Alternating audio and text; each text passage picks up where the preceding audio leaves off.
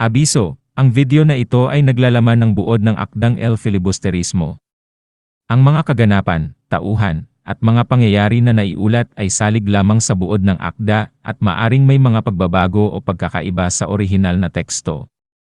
Hinihikayat namin ang mga manonood na basahin ang orihinal na akda upang masuri at maunawaan ng lubos ang mga konteksto at mensahe ng kwento. Ang pag-unawa sa buong akda ay maaring mag-iba depende sa interpretasyon ng bawat isa. Maraming salamat sa inyong pangunawa.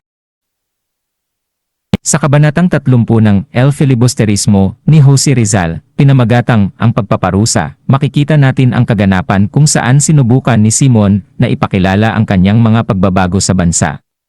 Narito ang buod ng kabanatang ito. Sa kabanatang ito, si Simon, na nagpapanggap bilang isang dayuhan na mayaman na negosyante, ay nagplaplano na isagawa ang kanyang pangwakas na hakbang para sa pag-aalsa laban sa mga Kastila.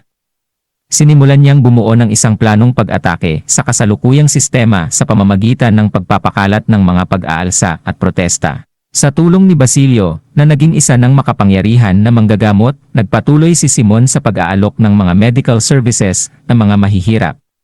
Sa mga pagkakataong ito, nakakakuha siya ng impormasyon mula sa mga tao ukol sa kanilang mga hinaing at galit sa mga Kastila. Nagplano si Simon na gamitin ang mga ito upang mapabangon ang isang malupit na revolusyon. Isa siyang nag-organisa ng isang malaking piyesta sa kanilang bayan, at ito ay inaasahan ng marami, pati na rin ng mga sundalo ng mga Kastila, na magdudulot ng kasayahan at kaligayahan. Gayunpaman, sa huli, ito ay naging isang trahedya.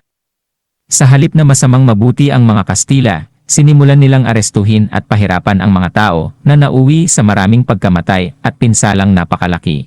Nakaligtas si Simon mula sa trahedyang iyon, subalit nasaksihan niya ang pinsala ng kanyang mga plano sa kanyang mga kababayan. Nalaman niya na hindi madali ang pagpapabago sa isang lipunang sagad sa korupsyon at impluwensya ng mga dayuhan.